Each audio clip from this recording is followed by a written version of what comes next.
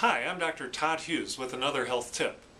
I'm really glad you're watching this video because it means you're one step closer to taking charge of your own health. I can't tell you how often people tell me they finally got around to doing what I asked them to do, and to their surprise, it worked. Well, of course it worked, that's why I asked them to do it. But it took a little effort on their part, and it's going to take a little effort on your part, but if you do what I ask, you're going to be very pleased with the results. Now, from the title of this video, you already have a pretty good idea what it's about.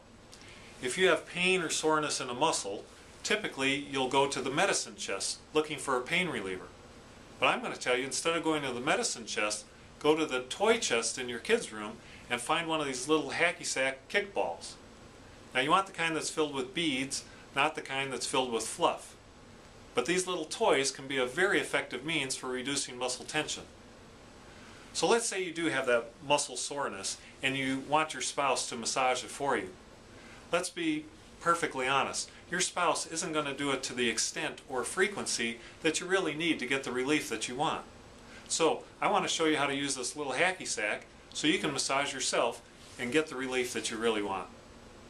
So there's really two different types of muscle spasm.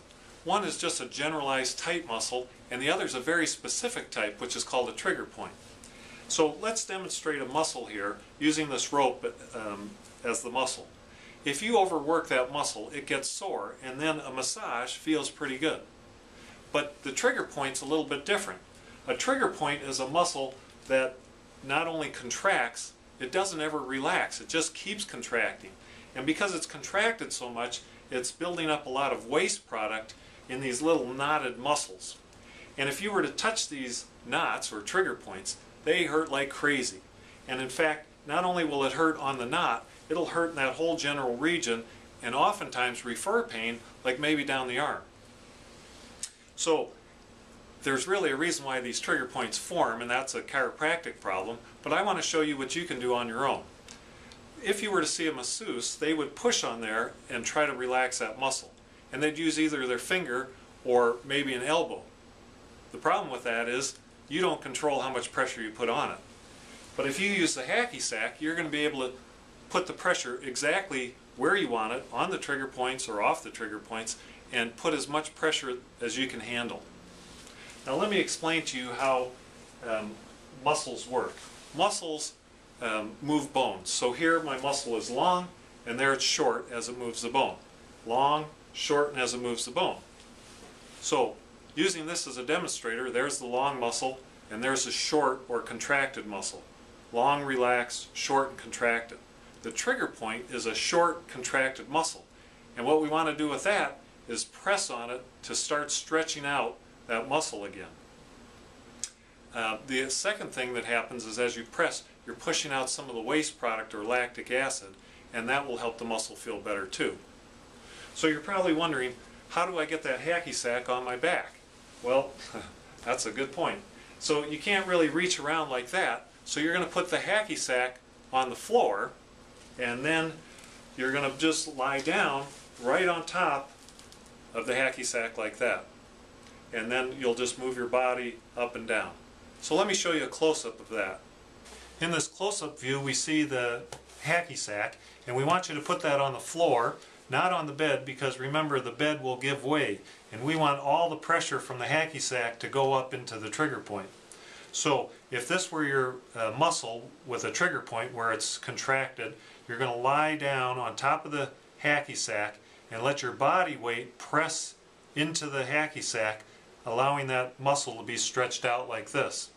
And after you've done it at one place, you're going to move the ball a little bit or move your body to get another trigger point or another tight muscle, and again, stretch on it. Now I only want you to stretch for 10 to 20 seconds at a time before you move your body or move the ball. So how that would look, again on our model, is we have the muscle along the spine, and you'll lie down on here like this, and at that point maybe that muscle's a little sore, but it shouldn't be too bad. It might feel kind of good, and then you'll go to the next spot, and that might feel kind of good, but then when you get to the trigger point, that's going to hurt. And I probably don't have to tell you that. Don't put a lot of pressure on it. Let your pain tolerance be the judge of how much pressure you put on there. But as you get better, you'll be able to roll onto that, put more body weight, and really stretch out that muscle.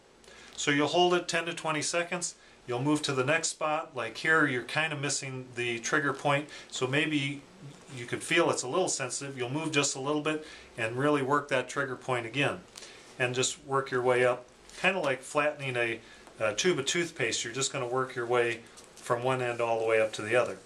Now, after you've done this a while and your muscles aren't as tight or sensitive, then you're going to want to put more pressure on. And how you do that is you just lift up on your bottom, which then drives your chest down harder onto the hacky sack and will allow you to get more stretch into that muscle. The other thing you can do is rock your body back and forth like this on the trigger point to stretch it out, or maybe even up and down a little bit. And then you just kind of raise up, go to the next spot, and do it again. Now, I'm showing that along the spine, but oftentimes patients will feel the trigger points in their shoulder blade, which is their rotator cuff muscles. And so the procedure is very similar. You lie down with the hacky sack underneath your shoulder blade and you press in there. In fact, to get good pressure, you might have to roll over a little bit onto your side. And you'll find the trigger point, and then you'll move just a little bit and do it again. The other place we see many trigger points is in the trapezius muscle, which is the muscle that runs from the neck out to the shoulder. It's a big ridge of muscles, and what you'll do there is you'll lie down on that ridge, and then you'll lift up your bottom to get pressure on there, and then you're going to actually like push with your feet upward towards your head so that muscle gets pressed right into that ball. So your trigger points won't resolve with one treatment. It'll take multiple treatments. But after a few days, you're going to notice they're getting less and less tender, less and less hard. And you'll find this type of massage very helpful. You'll be glad you watched this video. So I'll talk to you on the next video. Thanks for watching.